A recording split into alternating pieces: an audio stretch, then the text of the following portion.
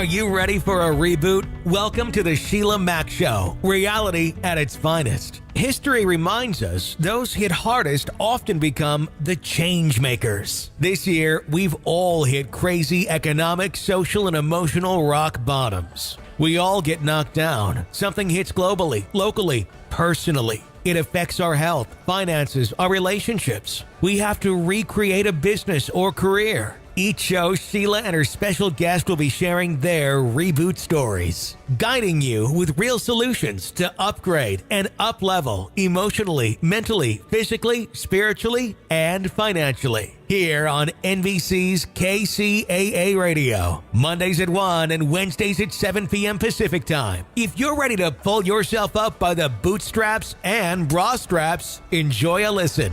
Here's Sheila. Welcome to the Sheila Mack Show. This is Sheila Mack, your host, and today we're going to talk to a very special guest, Erik Edmeades. He is an internationally recognized business speaker, film producer, and serial entrepreneur.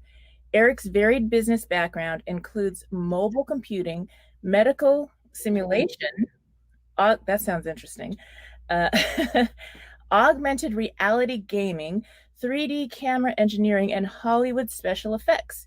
Erik is also the founder of WILDFIT and the creator of both Inception Marketing and Business Freedom, a business ownership methodology that empowers you to own a business that doesn't own you. I love that. See, we're going to learn about how to improve your business and your personal life and hear about Erik's story. Welcome to the show, Erik. Hey, Sheila, thanks very much for having me. Thank you. So, you're doing so much. Maybe you could share a story. Now, the show is about a different rock bottom in life and how to get back on track. And it sounds like you have lots of advice for that. Do you have a story that brought you to all those different companies?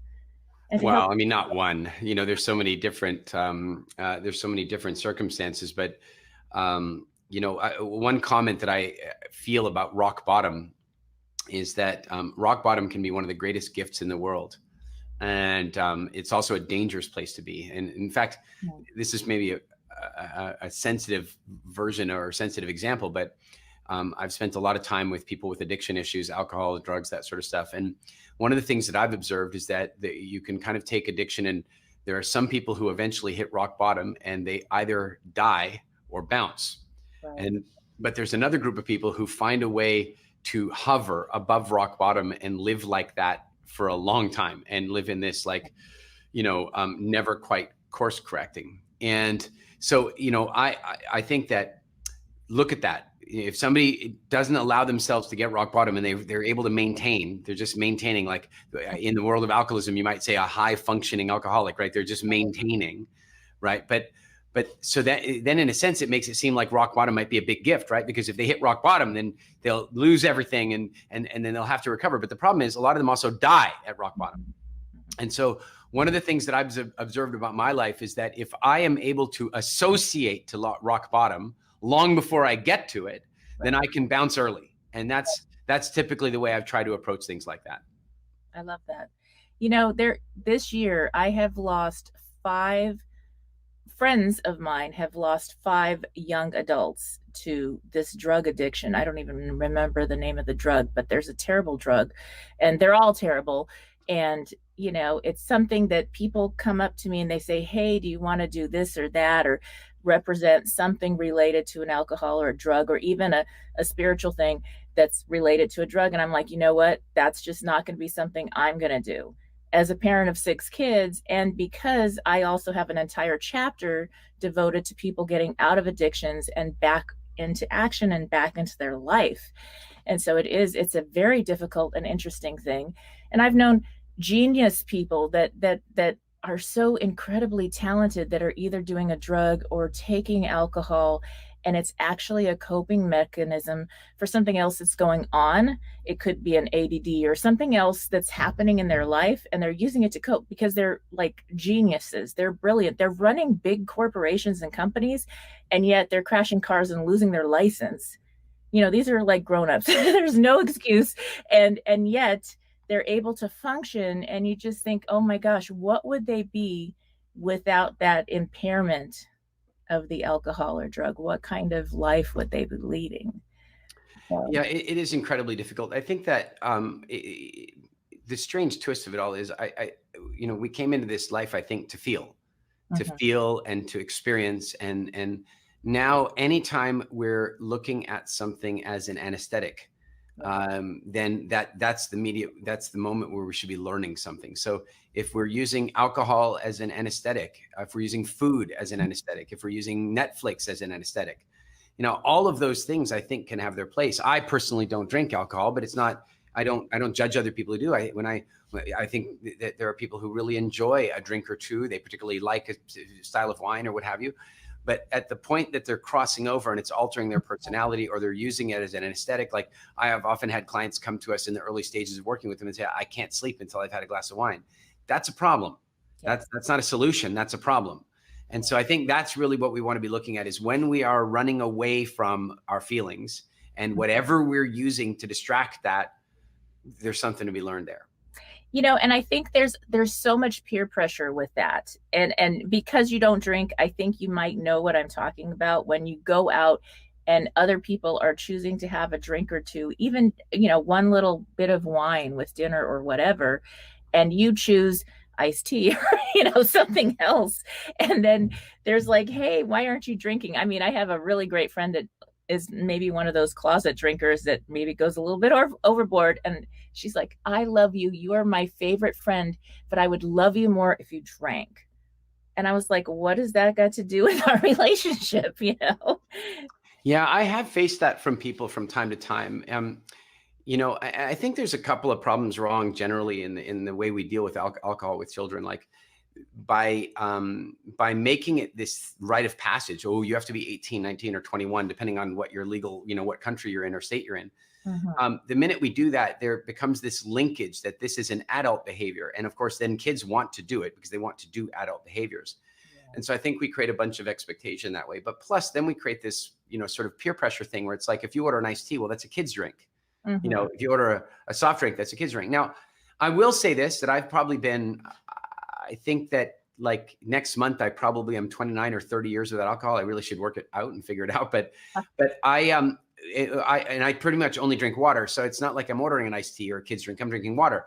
Mhm. But I can tell you this, 5, 7, 10 years ago, I got a lot of peer pressure. And now I get very little. I still do every now and again, but it's different. In the old days, it was like, oh, I wish you'd have a drink with us. Come on, have a drink. Now, every now and again, people come up to me and they go, I'd like to see you drunk. And it's more like a curiosity about what I might be like when I'm like that. But partly that's because I'm already so expressed. And one of the reasons people like to drink is that, and listen, I have some friends, honestly, Sheila, I like them better after they've had a drink. Honestly, like once they've had one glass of wine, they loosen up a little. But one of the things that happened to me, because I stopped drinking at 21, is I never learned to use alcohol as a social crutch. Mhm. And a friend of mine quit drinking at 31. And he came to me one day and he's like, man, how do you do that? How do you talk so freely? How do you go dancing on the dance floor? How do you go up and talk to people? Like, how do you do that when you don't have a drink in you for the liquid courage? And I said, well, here's this first clue. I never learned to use the liquid courage as a crutch in the first place. That kind of helped. Yeah. And now I see this transition. I go out with friends. They have a glass of wine. I go to a party here on the pool deck. They have a glass of wine. Everybody's laughing. Everything's good. They have 2 glasses of wine. It's pretty good. By the time people are drinking the 3rd glass of wine, I'm leaving. And that is because consistently, once the 3rd glass of wine has happened, people don't listen to each other anymore. They don't like the topics become inane. All of a sudden, the Kardashians become incredibly fascinating. Like I am out. Right. Yes. I totally understand. And, we have lots of friends that are on that path to recovery and just barely 1 or 2 weeks into maybe not picking up a drink and making that switch. And so sometimes, I don't know, when you first stopped, was it something that you were able to stop right away, or did you have a few reasons? Yeah, luckily I didn't have a problem. I wasn't an alcoholic and I wasn't addicted. I'll tell you what happened in my case is my dad was an alcoholic and a drug addict, and arguably would argue that he still is, despite being 40 years sober. Mhm. My brother, my boss at the time, my best friend, lots of people around me were dealing with that stuff. And what happened in my case was I very rarely drank anyway, because frankly, I didn't like the taste of most alcohol. I mean, beer to me, it smells like somebody took a pair of sweaty socks and soaked them in water for 3 days, and until they started getting fizzy. And Right. wine, it's like somebody with dirty feet walked a bunch some squashed rotten grapes. Like the flavor is not nice to me anyway, Right. and so I was never really all that tempted. But occasionally, because I was shy and all that kind of stuff, I would drink for like social lubrication. And one day in particular, I got quite drunk, and I woke up the next morning hungover, vomiting, and I was 21 years old. And I made that deal with God. I just said, help me feel better and I'll never drink again. Like lots of people make that deal, Yeah. but I kept it. And the way I did it, and it is interesting, the way I did it was I just made a commitment not to drink for 6 months. Mm-hmm. And I just never started again. And I think that in as much as I really respect a lot of what they do in 12-step programs like Alcoholics Anonymous, the idea of one day at a time has real purpose to it. It really does.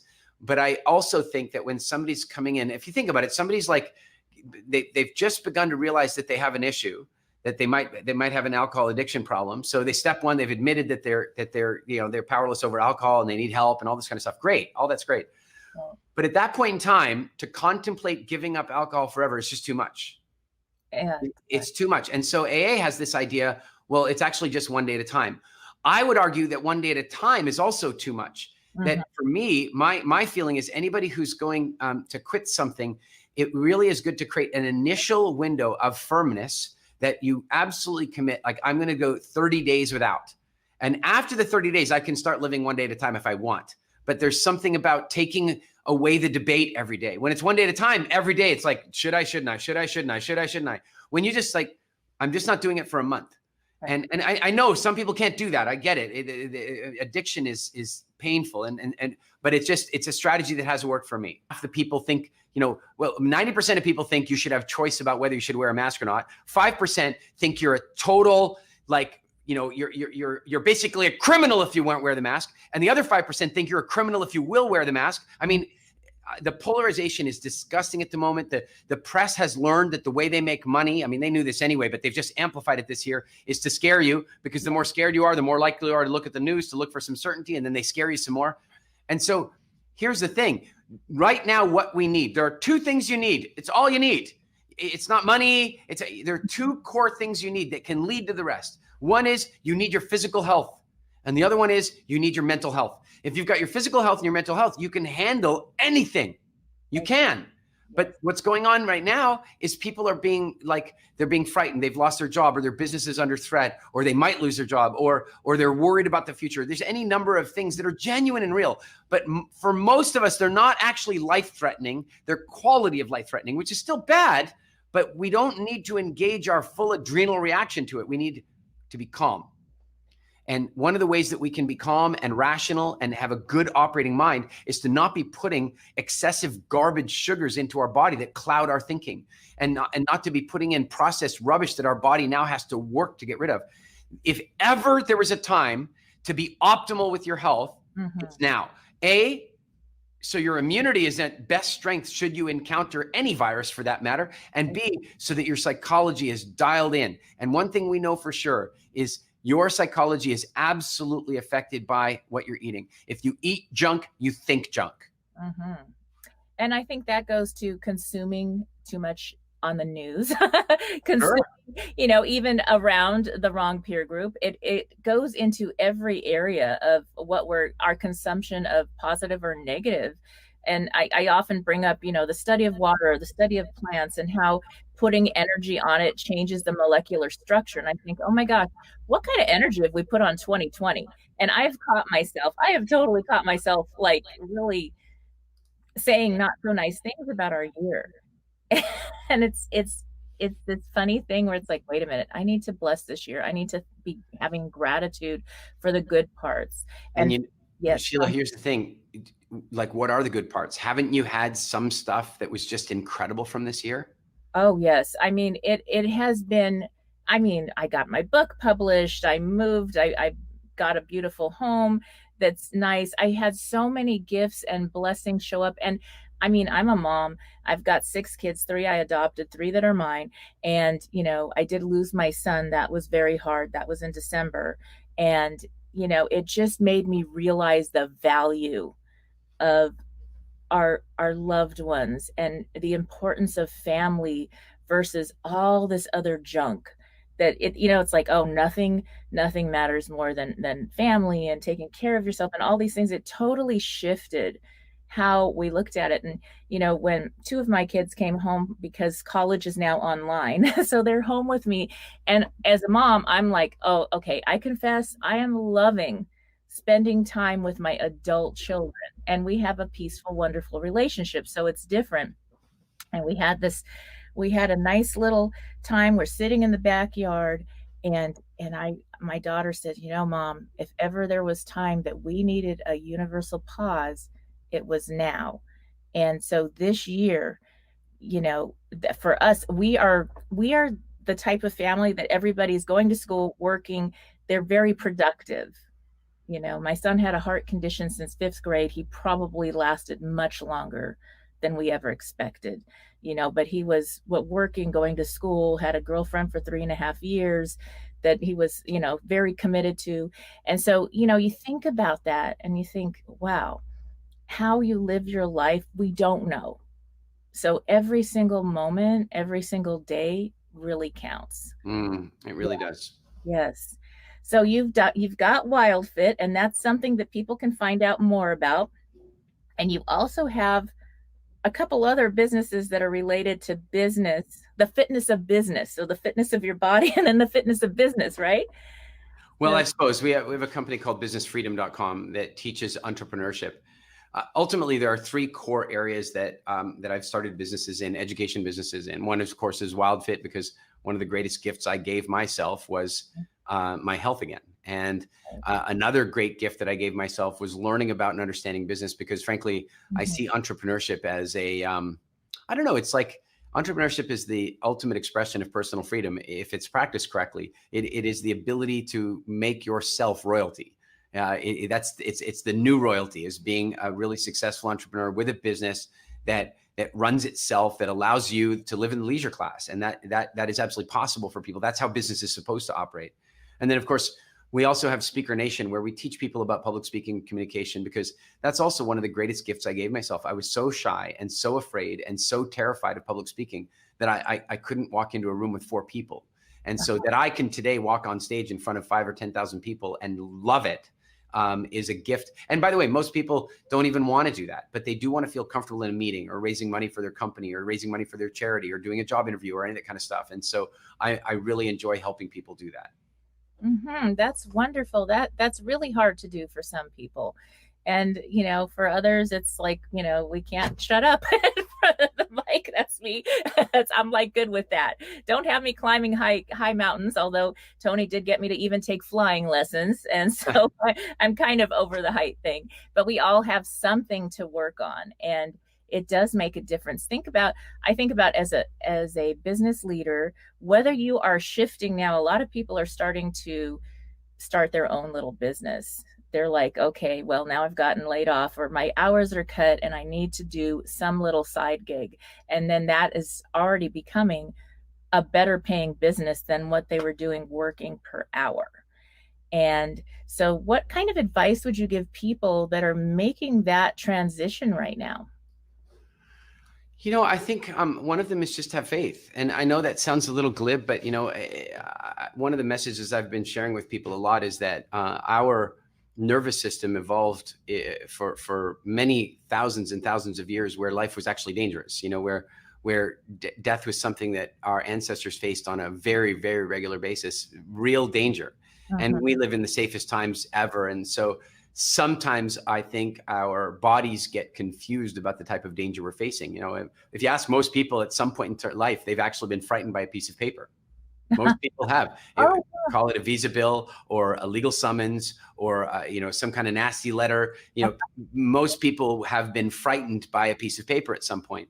Whereas our ancestors were frightened by things like having to climb very high in trees to get the food they want, or wild animals killing them, or other tribes, or the weather, or living to, exposure and all this kind of stuff. So one of the things that I think we all need to do is find a daily practice of calm, to remind our nervous system that while we may not like some of the potential consequences or some of the potential realities that we're facing right now, that we may not like them, but they're not actually life-threatening, and therefore we don't need that level of cortisol and we don't need that level of adrenaline. Remember, cortisol and adrenaline, they're designed to put you in this fight or flight response mode. And here's basically what happens in fight or flight response. Your intelligence takes a dip, your connection with logic becomes questionable, and any sense of empathy you might have had shrinks with the greater the intensity of the fear, the less empathy you have, which is why somebody drowning in a swimming pool can drown their own loved one, because they've lost empathy completely while they're panicking their way out of the water, right? So what we have to recognize is this is not a time to lose your intelligence, to lose your logic, or to lose your empathy. This is a time for operating at the highest level of intelligence, the highest level of logic, and the highest level of empathy for the people around you. And so with that in mind, we've got to find a daily practice of some kind, to call it in yoga, Tai Chi, Qigong, meditation, contemplation, a walk on the beach. But every day we have to find that moment where we can remind our DNA that while we might be a little nervous about stuff, it's not real stuff. Yes.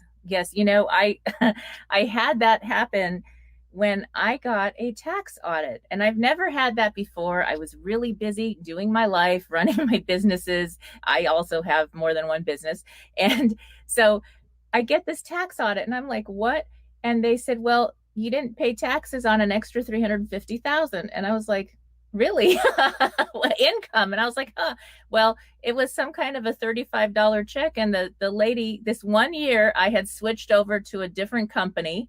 My CPA wasn't available, and you know, they had a loss or something, so they were sending people somewhere else, and they put an extra zero. I was so busy, I trusted. I was like, okay, I sign here, whatever, it's all good.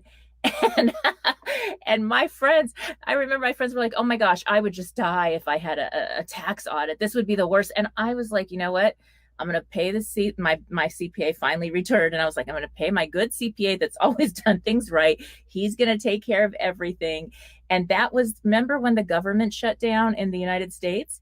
Yeah. And it was so funny, because I called up and I said, how's the audit going? And he said, well, you know, the government shut down, so you can't even deal with your taxes right now. And I was like, oh, see, you don't give it any attention. It really does go away. and I laughed about it. And it was funny. And they finally, you know, they resolved it. I owed nothing. I mean, unfortunately, I had to pay extra to the CPA to do the work. But it's like, let go of things that aren't so important, or delegate when you can. And I think because I was detached I was like, well, the worst thing that happens is I have to pay them something and make an arrangement, whatever it is, I don't know. And I'm not going to die from this.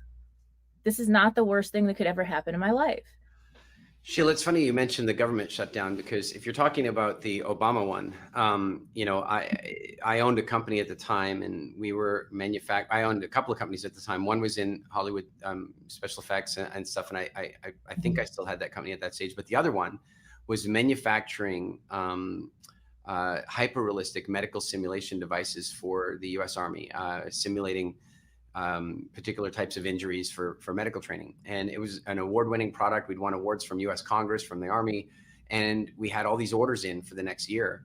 And then the government shut down. And because our biggest client was the government, what ended up happening was every purchase order that we got vaporized out of the system, and it meant that it was have to go through the entire government process again, but that takes a year. So it meant that all of a sudden, like, I don't even remember now, probably several $1 million worth of sales suddenly just disappeared. And we have all this staff, and they're union staff, they're very expensive staff, and we have all the and in that moment it absolutely looked like it was over. And I remember the adrenaline pumping through me, and I feeling terrible, couldn't sleep. And then I remembered to take a walk in the forest to remind myself that at the end of the day, I'm still going to eat. I'm not going to, you know, we don't know what's going to happen here. So there's no point worrying so much about it. And even if the worst happens, it's just going to be another chapter that's closed, and then I'll start another chapter. I can't, you know, it is what it is. Right. And I'll tell you, in the end, you know, an even better stoic person at that point in time was my business partner, John, and he just buckled down and he did some real magic. I think we both ended up doing a bit of magic here and there to make things happen. But at the end of the day, it got turned around. We managed to survive the toughest times. We got it up. we got the business back on its feet, and then, you know, a year and a half later we were exiting. And you know, so even in the moment when it looked like certain death, it looked like certain over, even then it wasn't. And so that's the other side of it, is that even when you think things are going to go really badly, A, maybe they're not, and B, really badly might not be that bad after all. It may be your biggest gift. I really think there's some magic in that, at least for me, when I find that gift, that situation that, okay, that brought me more resilience, it brought me new friends, it made me make a big shift, then to something more positive, the minute I find the gift, it's like the problem dissolves. It disappears completely. It doesn't exist anymore, because then I'm just focused on the positive. And I think finding the gift, how can you find the gift in some really serious, sad, difficult situations this year?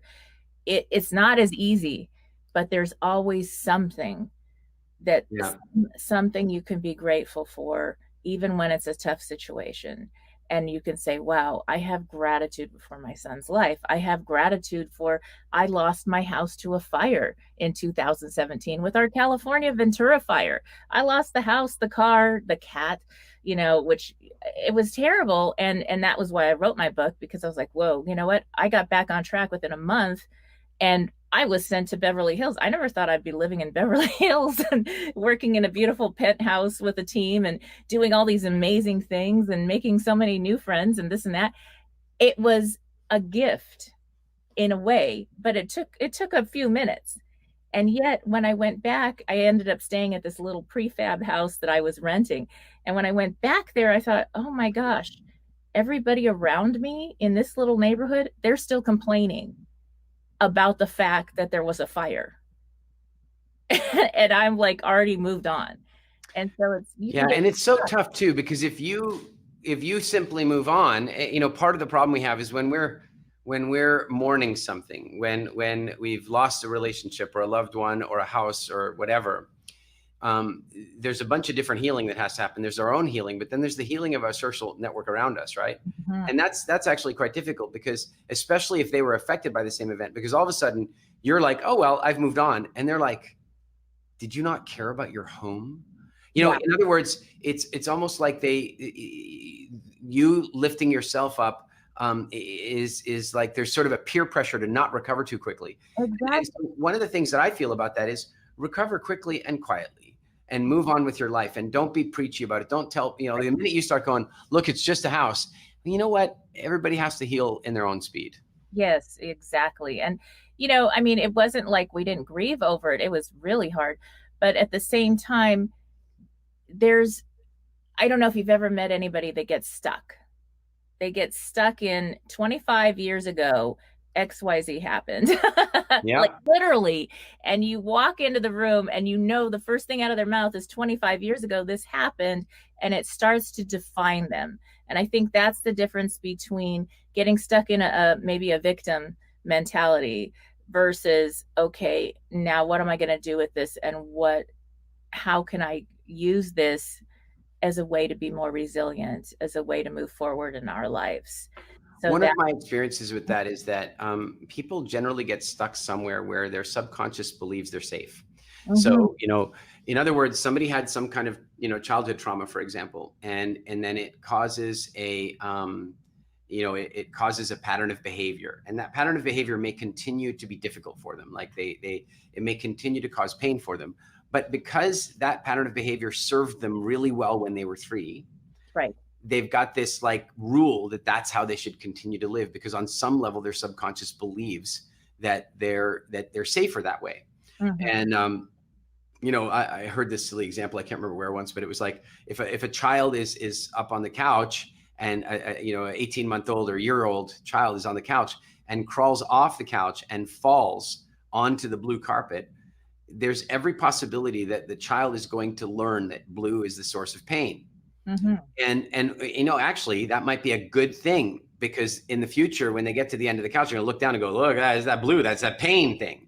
And so for a little while, it might be serving them to feel that way. It might actually be helpful. But then there's gonna come a time when, first of all, it was never true anyway. It was true in only that context. And there's gonna be a time when a fear of blue is gonna be constraining for them. And so in that case, they will eventually let it go. But with some of the less obvious stuff, they don't, because people don't. They get stuck, and where they are stuck is that on some level they subconsciously believe that they are safer stuck. Yes. Yes, that is beautiful. That is a great way to share about that. So getting unstuck, what examples or ideas would you have for people to just when they realize, I think awareness is like the first step. But Well, Sheila, sometimes it's awareness is obviously important, and sometimes it's just a matter of, I hate to quote Nike here, but sometimes it's a matter of just do it. And what I mean is, look, you take somebody to the high board at the diving pool, right, or cliff jumping, right, and what happens is they go up to the edge of the cliff or the edge of the diving board, and they really want to jump. They really want to jump. They've been setting the goal. It's on their vision board. They want to jump. And they go up to the end and they look over. And of course, their brain says,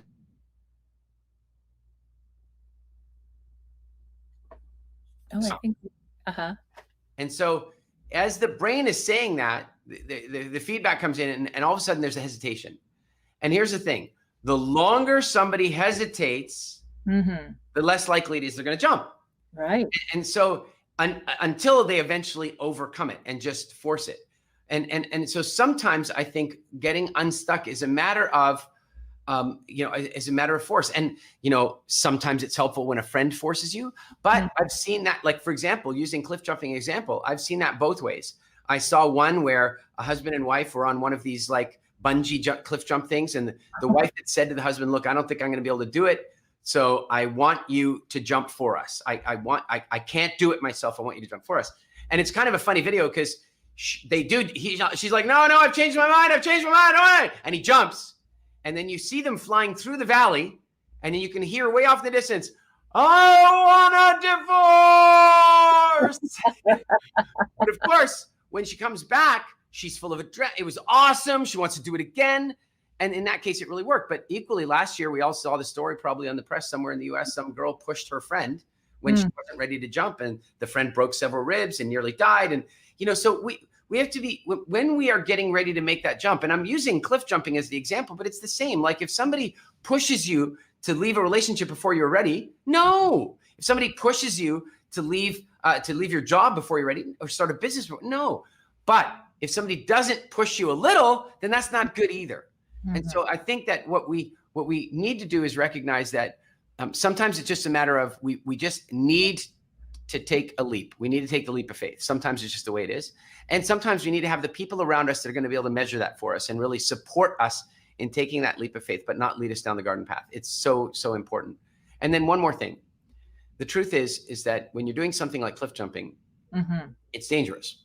Right. And what you're hoping is that you've seen a whole lot of other people jump. The water is absolutely clear, and you're hoping that whole thing is vetted. But a lot of the stuff that we're hesitating about, nobody's tested before. Nobody else has been you quitting your job, starting your new thing, or leaving your relationship, or starting your business, or whatever the thing is that's been going on for you. And so what I would say is that because you can't really go out and test that, one of the things we have to look at is, what is the worst case scenario? How badly could this go?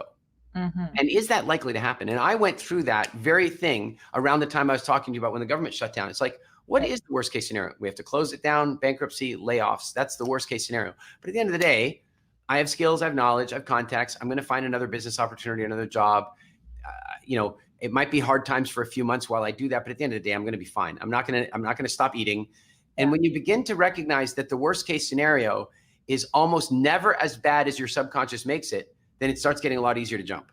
Exactly. That's so good. And I think, like you were saying about leaving a relationship when you're ready, or starting something, or jumping when you're ready, it could be small steps, starting a small business on the side, see how it goes, and slowly you're easing into it instead of jumping. And that may be better depending on your family situation and your financial needs and ability and your time. And I think it's really important this year that we love ourselves through it. Like, we have to hold each other accountable, but love ourselves through these times when we didn't jump, when we weren't quite ready, because that's part of the process also, is getting ready to do something. And I think sometimes we all have to fall a million times when we're learning how to walk, you know, and yet that's what we're supposed to do.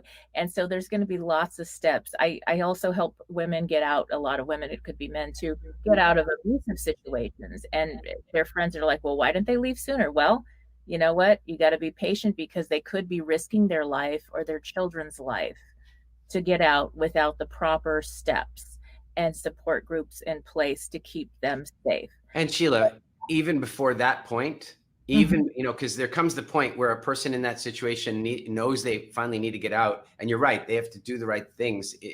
But how about another version? Another version is that long before they finally realized that they needed to get out, their subconscious kept them in because somehow being in that situation was safer than not being. And that's a huge illusion and delusion, but it is how people often feel. It's like, well, this is what I'm used to. This is what I had when I was a child. This is how I get my love communicated. This is how it is. And again, that's a really tough place to be. Self-awareness is so key in situations like that. Really creating boundaries and saying, I won't live like this anymore. Right. Yes, that's so important, and it makes all the difference. So, you know, when you're working with a friend, or you're working with all these people in the WILDFIT, and, you know, you've got to be firm, yet, okay, you had a moment, you had a bad day, let's get back. And then I think you start from the first day or something, you have a special way you do things, right? So, you know, it's one of those things where you get back up and you go and you start from where you need to start, and you just, you know, you don't get stuck on that one day that didn't work out. More than even not, like, there is no backward step. You know, in my understanding of the way time works, there's no backward step. Like, you, at the end of the day, you try something, it didn't work, you now found another way not to do it. I like that. I love that. That's great. It's that simple. So it's, you know, people call it failing forward or failing fast or whatever the case might be. But when we realize that, when we're sitting there getting ready to make a decision, right? In order to make a decision, what do? We fantasize about the two possibilities. If I say yes, it's going to look like this. If I say no, it's going to look like that. And then what we have to do is try and compare those two options to try to see which one we think is going to be better. But the truth is, we're comparing two fantasies, neither one of which is actually going to be the truth. And then on top of that, we try to compare the fantasies on different time frames. So I often talk about this in the context of having children, like a couple sitting there going, well, should we have a child? Yes or no? So then you go, well, in order to make that decision, we have to go out and imagine what our life would be like having a child. And then we have to imagine what our life would be like not having a child. But it's not a one-time thing. It means we have to imagine, okay, if we're going to have a baby, if we look at the next 15 minutes, that sounds like a lot of fun. But if we look at the next 9 months, it might be harder work. If we look at the first 2 to 3 years, that's going to be really difficult.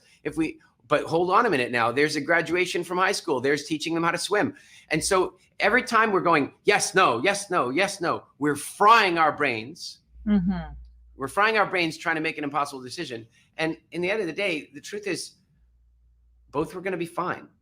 Right. You know, both decisions are going to be fine. The truth is, I think you only really need to go look at one time frame. And that time frame is you sitting in a rocking chair at 90 years old, looking back on your life and going, which do I think I would have preferred? Yes. And that it does, you know, how do you have 6 kids? I raised 6 kids. I ended up bringing 3 extras into my home, and people were like, that's impossible. I had to be so organized and a time management. That's not my thing, but it became my thing, and it became easy because it actually served me. So sometimes we have to go to that one thing that we don't think we're good at and say, oh my gosh, we really are good at that. You know, sometimes we don't give ourselves the opportunity. And maybe this year, with things changing so much in business and life, we get to find out things that we're good at that we never realized we could even do. And I think that's a big gift in this year. So let's see now, what advice for public speaking, what advice would you give people that really want to get into that public speaking realm now that we're speaking from our computers? That we could do 4 hours on that. You know, I think if I can give you some nutshell examples in terms of what makes it work, using storytelling. People really can connect with a story. They can associate to the story. And, it's a very valuable way to teach people. People learn largely by experience. They learn far better from an experience. And since you can't always give them the experience physically, a storytelling allows them to have the experience in their mind. And so storytelling is really important. But more than that, I think that it's recognized that it is one of the most powerful forms of influence on earth today. And it transcends space and time, because these days you can just do it across the internet anytime you want. You don't even have to have an audience. And so it's worth investing in. It's worth learning about it. It's worth practicing. It's worth joining Toastmasters or Speaker Nation. It's worth going out there and finding a mentor that can support you. It's worth watching videos on YouTube and what have you to learn better techniques about getting better and better. It doesn't really matter whether somebody wants to run for political office, or they want to raise money for their company, or they want to make a proposal inside their company and their job, or they want to just communicate better with their children, or anything. The fact is that when you become really comfortable with communication, it changes your entire quality of life. Yes. And I think it's really interesting when you say that, getting comfortable with the mic. I remember going to my grandparents' business with 200 employees, and they would make me announce the breaks on the microphone, on the loudspeaker at 3, because they thought it was adorable. and so for me, it's like, but that's just what you do. You always talking in front of 200 people. Well, that's like every day when you're 3. And so when you're a parent, even to get your kids used to, now that we have kids at home and we're, homeschooling, or it's really a gift in that way too, because you have your kids with you and you can bring them into real life examples and let them do something where they're able to use their voice, connect with their friends. Even for young adults or college students right now, it's very isolating. So to get your young adults or yourself even to connect with people on a Zoom call just for fun is also practicing. And then once you get used to seeing yourself on the screen, it's like, okay, we're in the Jetsons time. If anybody saw that cartoon years ago, we're here now. And it's cool. I get to talk with people all over the world almost every day. I was with Australia in the middle of the night, and it's people I would have never met or never worked with, that now, because there's different options, we're good friends, and I work with them all the time. And so there's gifts in everything. Absolutely. Yeah. The other thing, if we're just going to get down to practical stuff, I don't really care what somebody does for a living. If they're comfortable communicating, it can exponentially change their income in that same space. If they're an orthopedic surgeon or a salesperson or a general manager of a company or an entrepreneur, it doesn't really matter what people do. If they are effective at communicating, effective at getting their points of view across well, then it can have an exponential impact on their opportunities and income. And that's not irrelevant. Yes, and even you were mentioned politics, and it's political season here, and we won't get political yet. In that, it's sharing your voice. A lot of people are getting ready to voting your voice, and getting involved in community. Whether you vote or not, or how you vote doesn't matter, but getting involved and helping people in the community, that is going to get you out of a rock bottom, because you're out of your problem and you're helping and you're contributing. And when you're in contribution, it's like impossible to be in a sense of lack at the same time, and so that really is sharing your voice. So we're coming near the end of the hour. What tips would you have to share, or what would you like to leave the audience with that can help them through this year if they're just getting ready to reboot, to rebuild, or reinvent themselves for now we're getting ready for 2021? Well, I think one of the things is make sure you've got a good community around you. It really does help when you've got people around you that are moving forward, that are positive in energy, that are taking care of their health as well. Like, if you've got those people around you, the old African proverb says, if you want to go fast, you go alone, but if you want to go far, go together. And so I think that's a big one. The other one is constantly consume good content. Garbage in, garbage out, good in, good out. And so, listening to shows like this or podcasts, tuning into powerful master classes that you can get online these days, all of those things are going to create forward momentum, positive energy, improve self-esteem, and provide interesting strategies and distinctions for how to make things work. And then lastly, chill out, chill out, relax, and find the space to enjoy as much as you can. I often joke that, you know, the law of attraction doesn't have to be so damn complicated, because the law of attraction is as simple as this. If you are enjoying yourself, you are attractive. And the more you're enjoying yourself on a day-by-day basis, the more opportunities and people you are attract to yourself. And so seeking out opportunities every day, even if things are tough, even if things are a little scary, finding the time every day to have some enjoyment. And when we went through all that stuff I mentioned earlier with the studio, where we thought we were going to lose it and all the layoffs and stuff, one of the things, the decisions we made at that point was, you know, we still got to go out and have a nice meal and laugh. Yes. Still got to go to the movies sometimes, got to go for a walk in the park. We still have to do that stuff, because there does come a point where simply working all the time doesn't actually do any more anyway. And so taking some chill time, and maybe whether it's meditation, contemplation, Tai Chi, Qigong, yoga, a walk on the beach, the park, get outside, breathe some fresh air, calm yourself down, and give yourself the signal that everything is actually going to be okay, because it is. Right. That's so beautiful, Erik. And how can people reach you? You know, the easiest way, I guess, is Instagram. I manage my own Instagram, so I'm at Erik Edmeades on Instagram. I'm also on Facebook and Twitter and that stuff. But also, we can go to www.erik.ee for my primary website. And for those people who are intrigued by WILDFIT, go to getwildfit.com. That's wonderful. All right. Thank you for being a guest on the show, and thank you for tuning in. We will see you next time. If you are just tuning in, this is NBC's Sheila Mack Show here on KCAA Radio, the station that leaves no listener behind. I'm your host, Sheila Mack, and I have some news for you. Yes, you.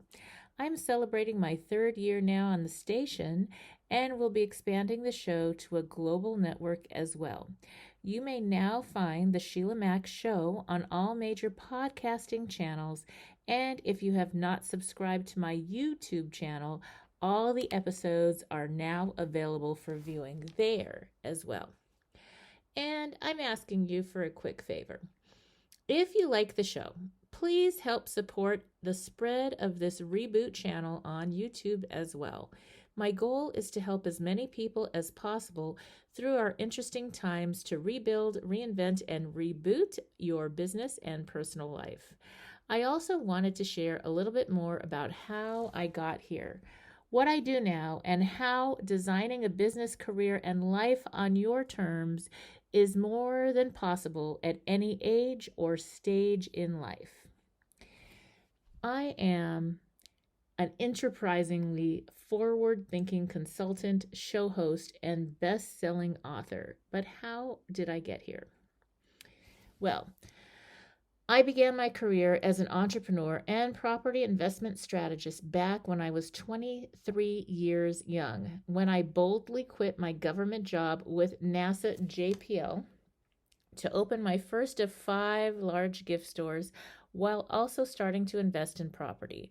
I got to work with some of the world's most loved companies, such as negotiations on leases with Warner Brothers and winning trips to London as the top-selling Crabtree and Evelyn provider in the U.S. for multiple years. My stores were built on heart as I gave back to the community I came from. So now, some of you know this and some of you don't know this, but as a young girl with parents who were not well enough to care for me, I was homeless at age 10, then in foster care, where it was really hard to get a job while in the system. I finally emancipated at the age of 15 to start college early. While running my stores, I worked with a government program. Back then, it was called Job Training Partnership Act, making my stores an open source training site where close to 200 at-risk youth started their careers. Yes, I began my career helping business leaders and working professionals to design a life they love, where they can have success in their careers and get to the business of life. See, a funny thing happened along the way. When I first opened my gift store, it was kind of crazy because I was this young upstart. That's what a lot of the store owners called me. My first store was in Montrose, California, in this sweet little hometown shopping park with other stores. and restaurants nearby. And so I was the young upstart that didn't know what she was doing. At least that's what everybody said. And I didn't really care what they said. At that age, their opinion was like, I don't really care. So that was probably a really good thing, because I stayed focused on what I needed to do. And I had negotiated to lease out a 5,000 square foot gift store that needed a lot of work, and I got free rent and for about 6 months, and I had to start making the rent, which was $5,000 a month, which was a lot of money back then, $1 a square foot. And so I had to learn and relearn.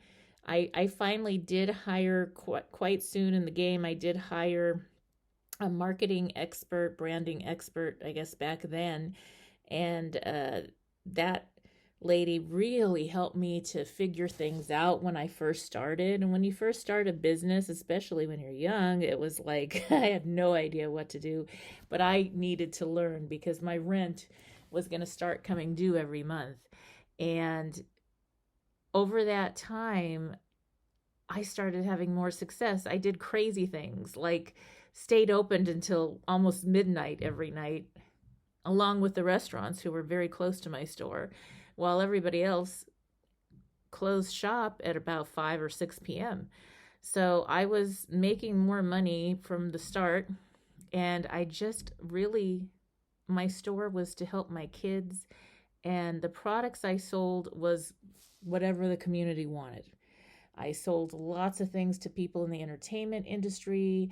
I worked with cruise ships. I worked with many different people in the community. And later on, the store owners actually came to me and asked me if I would consult them and help them. I actually started buying my other buildings because I didn't like the idea of paying rent for years and years and years and not building equity. So I did get my real estate license through that and invested and bought my other 4 store buildings. And lots of the other store owners worked with me, paid me to consult and help them do what I was doing. And I didn't really even know it was called consulting. I just knew how to figure it out, I guess. And so that's how I started my career. And now, I raised 6 children, all that, and now they're grown. And so I get to come to work every day and do what I naturally do best as an enterprising and forward-thinking business leader.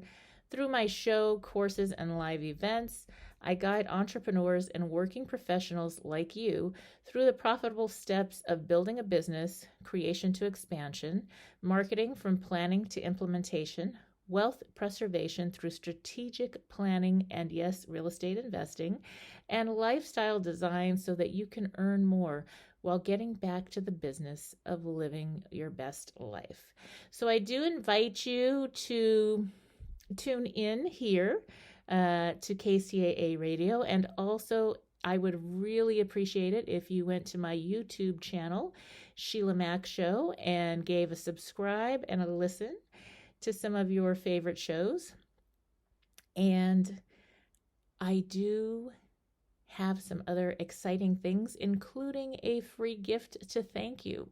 So if you go to www.sheilamac.com, that's SHEILAMAC, SheilaMac.com, there you can get a free gift to get started on your reboot this year. And now, back to the show. If you are just tuning in, this is NBC's Sheila Mack Show here on KCAA Radio, the station that leaves no listener behind. I'm your host, Sheila Mack, and I wanted to take a moment to talk about natural beauty. And I have found an incredible healing property in a diet I'm doing called nutritional fitness, which isn't related, but it is, because I took out all the additives and chemicals out of my life in food and drinks and this and that. And so I realized, oh my gosh, I feel healthier. I'm losing weight. I'm getting into shape. I feel better. I have more energy. It is some wild stuff. And with that, I looked a little deeper into the products that I'm putting on my skin that actually that's your biggest um, organ in your body is your skin, and we absorb so much through our skin. So I found with lots of research and rememberings, I actually ran into an incredible program. And this is a product, it's called Beauty Counter. And I am in love with the makeup. So if you are watching the show on YouTube, on NBC's KCAA Tiki TV, or one of the other podcasting channels that does have video, or one of the many news stations that I'm on now, you will see that I am wearing some pretty cool makeup. And although my makeup looks really nice, I love the fact that it is now all clean makeup. So, Beauty Counter is a makeup company committed to formulating clean beauty products that protect both people and the planet. As leaders in clean, BC Beauty Counter is doing their part to advocate for human rights and climate justice while minimizing the environmental impacts of our products, packaging, and footprints. Now, I loved it so much, I did become a representative, full disclosure. So I do have a Beauty Counter site, website. You can find it at my website, SHEILA'S.com. And if you look at the top menu, there is something that says Natural Beauty, and that will link you directly to my site for clean makeup. All right, and now back to the show. All right, I have some business leader reboot tips for you. If you are a small business owner, then there are a few things that can help you. First, think about business credit versus personal credit. If you have not tapped into business credit, this is very important. I actually have some free resources on my website to tell you more about how to do that. You are tuning in to the Sheila Mack Show, where we answer real questions with real solutions to help you reboot your business and personal life. Now, I have reminded you about my new best-selling book, Bootstraps and Bra Straps, the formula to go from rock bottom back into action in any situation. And the core of that book is lifestyle design.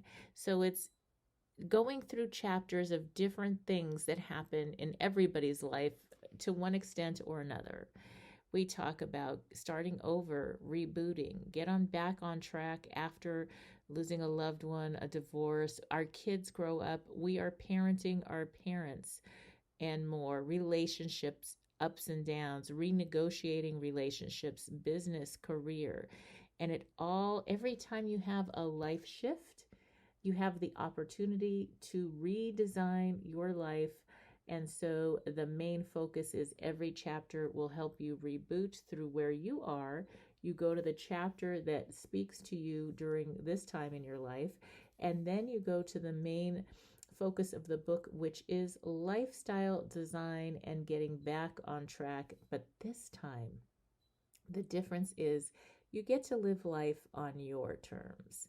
All right, so to learn more, go to SHEILA'Mac.com. My name is spelt SHEILAMAC.com. And there I also have a free gift for you.